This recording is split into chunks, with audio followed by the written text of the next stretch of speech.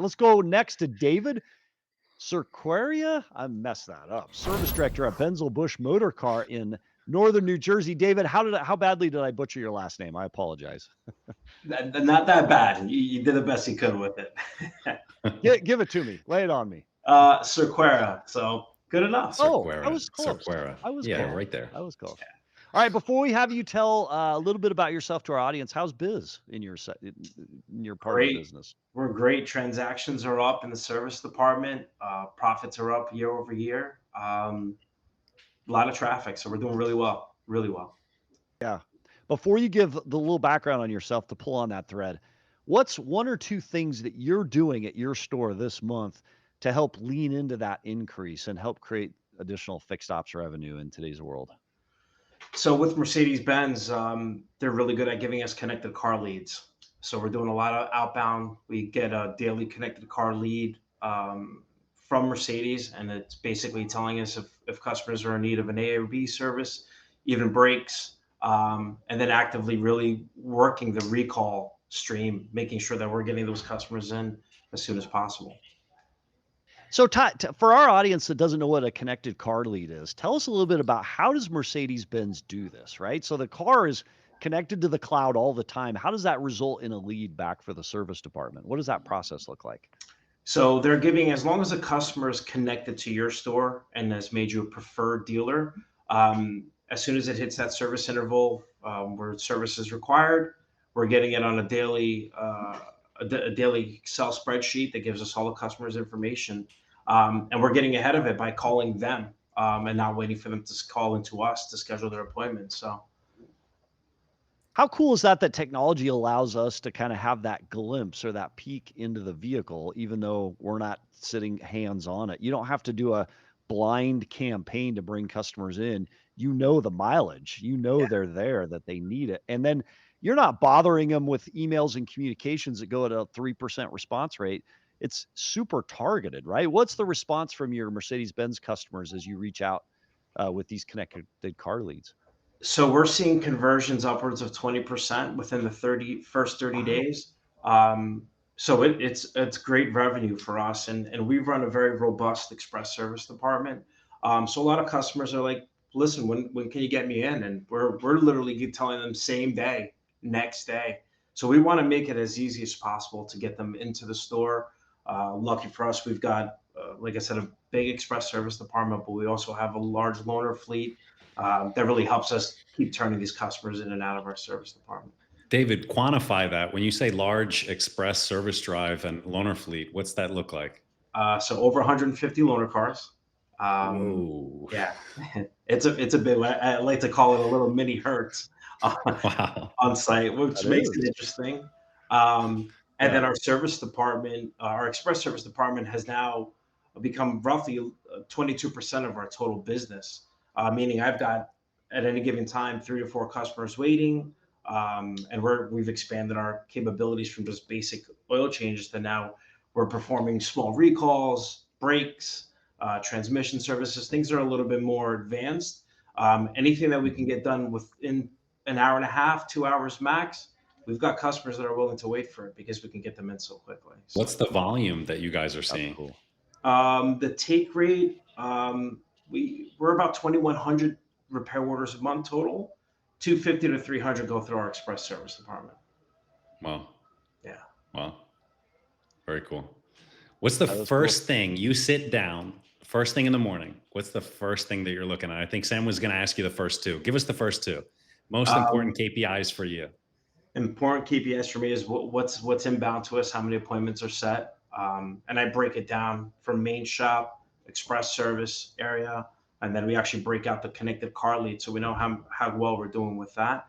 That'd be the first thing I look at, and then the previous day's performance, right? How many ROs did we close? How many open ROs we currently have in the store, and how are they aging?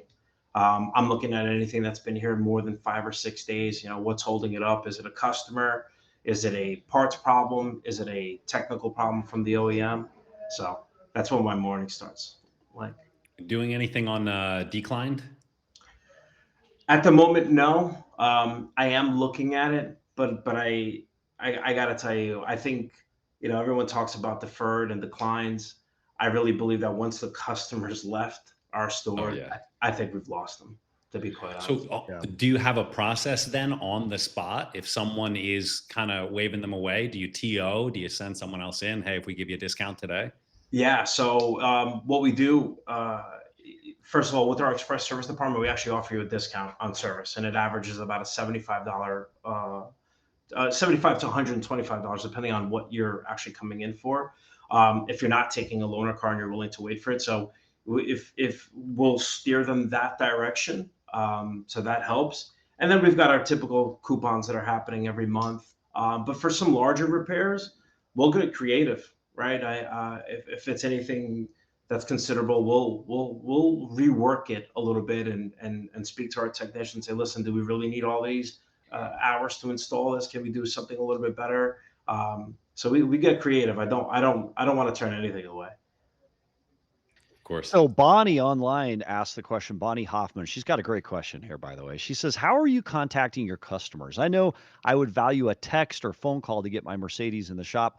I still need to make an appointment for my Mercedes oil change. Alas, I keep forgetting. So someone contacting me would be great. Which actually brings me to a quote we had from the industry spotlight show. Fixed ops director for Longo Toyota, largest Toyota dealer in the entire world, said if someone has to contact you for that service, it's a mistake. We should always be proactive and reach out to the customer. How are you contacting customers? So we've got a BDC, full BDC working to contact them, and it's via text.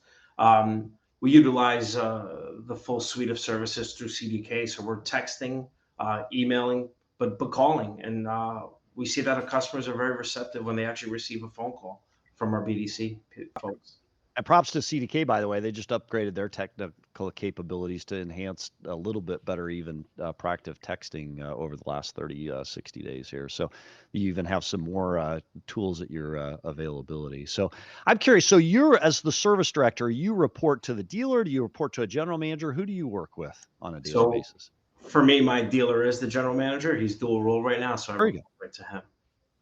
Okay. Is he an equity? Is he a part owner, or is he just, he stands in for that? He's full owner of the operation. Yeah. He owns it. Okay. Very good. Yeah. He's So on for site every day with us. He's great. That's awesome. So here's what's interesting is we have a lot of dealers that are on this call. We have a lot of GMs that listen to this show. Tell us a little bit about that interaction between you and the general manager or the owner. Like, how often do you meet? What do you talk about? What do you report out on a regular basis? What does that relationship look like? So every week we have a fixed ops meeting every Wednesday where we meet, where we go over all of our KPIs, where are we with CP sold hours. We're looking at where we're trending for the month. Uh, we're big focuses on the connected car customers, and how we're getting them into our stores. So he's very active with us, and Yeah. really the thing that I'm really focusing on now is making sure that our transaction rates are up over last year. So just driving more traffic into the store. As the business you're doing, the ROs, the customers increases because vehicles are getting older. Do you feel more of in the industry, do you feel more of a focus on fixed ops than maybe in the past? Everybody, I remember going through NADA. They said, hey, fixed ops is called fixed because it's super flat. It's steady. Variable is cyclical, right? Comes up and down. Talk to us about from your perspective, and as you're working with the GM owner, is there more of an emphasis on fixed ops lately? And how is that coming into your life? Like what are you doing to lean into that? It's definitely the biggest priority in the store right now. As some of the sales taper off, we're obviously leaning on fixed ops more than ever, and we're really seeing it with the car park. Right, customers are keeping their vehicles longer than they ever have before. Yes. I mean, Yeah. 4 or 5 years ago, we wouldn't be working on a vehicle that's 10 or 11 years old, right? Um, so what we're really focusing on is reintroducing factory service, right? And really selling it to our customers with all the value that comes into it. As I said before, having 150 plus vehicles in our loaner fleet is a huge advantage to us. And with Mercedes-Benz as an OEM, having 2 years parts and labor warranty, when you Yeah. when you get any of the work done. That's huge, right? So I spend a lot of time talking to our advisors on selling the value of working with the dealership, right, in comparison to the independent service providers. Because I think a lot of times customers don't realize everything that they're getting, right? I mean, in a store like Yeah. mine, we're putting into a brand new Mercedes Benz as a loaner vehicle. I'm not sending you to Enterprise, Yeah. so that Yeah. comes with a lot of value to a lot of our customers. Yeah. Yeah. It's tremendous. Is it working? Are you seeing some of these things yielding an increased retention to the store between connected car, between all the other tools, both the OEM and you're implementing on your own? Definitely, Is that and retention increasing? retention is definitely increasing, and customers are just investing in their cars more than ever. Years ago, Yeah. a repair that we would say, oh, this probably isn't going anywhere. We're seeing our customers investing, two, three, four, $5,000 repair orders are common in our store. Are David, are I you got a doing any question. are you doing Sorry. anything in your store with customers coming in with that older vehicle to try to trade out and offer them opportunities to buy a new vehicle or a used vehicle? And if so, what does that look like? And how does that impact your world in the service department as you coordinate with sales on that process? I mean, we obviously are careful how our customers spend their money, right? If they're going to make it a bad investment in repairing their vehicle, let's say a vehicle that has extensive rust, let's just say we're in the Northeast. My team knows not to make that sale, right? We tell them, look, Yeah. the car's kind of at the end of its life, and you're better off looking at a certified pre-owned vehicle or some of the other options we might have. So we're very cautious to not oversell them, let's say. Yeah. Yeah. So, Go ahead, David, David. I'm going to steal a little bit of Sam's paraphrasing here. In August of 2025, you're a fixed ops director. You have more of a 10 or 20,000 foot view over the operations right now. And you said something very important. We're leaning a lot more into fixed operations and used cars right now as, the new car side kind of tapers off. What are you scanning the horizon for in August of 2025? What's your next battle that you want to win? What's your next hurdle to overcome? We're spending a lot of time focusing on reconditioning vehicles and our recon turn time. So we average right about 4 days time to line, which is pretty good, but probably not good Oh, enough in this market. Um, okay. and really spending a lot of time with off brands. Years ago, we would turn away the Lexus or the Land Rover or an Audi. Now, if you've got a car that's was well taken care of, we're going to invest in that vehicle, and we're gonna frontline it. Where years ago we were just wholesaling it, and we're going deeper. We're going beyond the CPO limitations. And if we've got a vehicle that was well taken care of, that has a great service history with us, and we were confident, we'll have something on our lot that's a 2013, 14, 15. Because as I like to say with Mercedes Benz, they kind of never go away. They kind of Yeah. hang around for a long time. So we're in a good position to bring those cars back into the marketplace. A couple really good comments online. The car dealership guy, Yossi himself, says, if the phone rings again, just take it on air, which, by the way, we're not saying do because I'm sure you're in a two-party state. We can't do that, but I thought that was a super fun comment. Warren Klein says that Mercedes-Benz warranty is clutch in driving initial service business.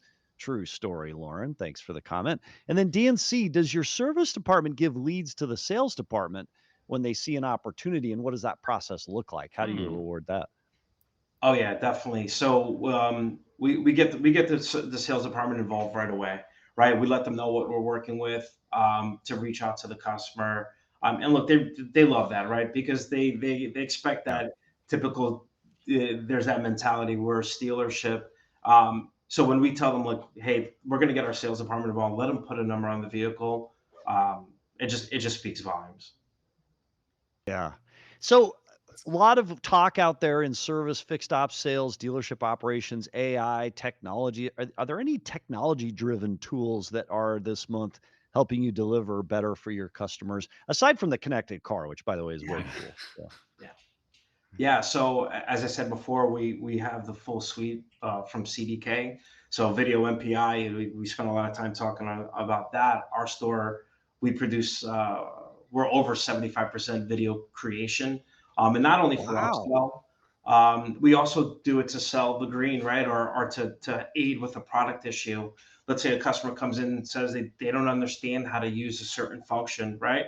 We'll create a video, especially if it's shortly after delivery, right? We'll create a video and tell them how to walk through setting up a certain setting like Apple That's CarPlay really cool. or in-car Wi-Fi, right? We'll text them a video, which is really great. So we sometimes do that without them coming into the store, right? We'll create a quick video and say, look, let's not create a repair order that we don't really need. We're not gonna get anything out of Yeah. it. Create the Yeah. video and text it right to them. So we do that within It, CDK. okay, so it's CDK is the technology you're Yeah. using to create and then push that back out. So your MPI video adoption is high in my opinion, right? So have you always had it that high, or what were some of the obstacles you ran into when you initially tried to get people up and at it in that process? So I give everybody the same advice. The first 100 video MPIs in the store were made by myself. So I'm Oh out there wow, in the shop 100. That's telling my awesome. yeah, no, we had to roll up our sleeves because we have a very tenured team that said, look, we don't need it. So for Yeah. the ones that weren't early adopters, I would create the video with them. And then when we would get the upsell, I'd come back to them and say, we did a really great job there, right?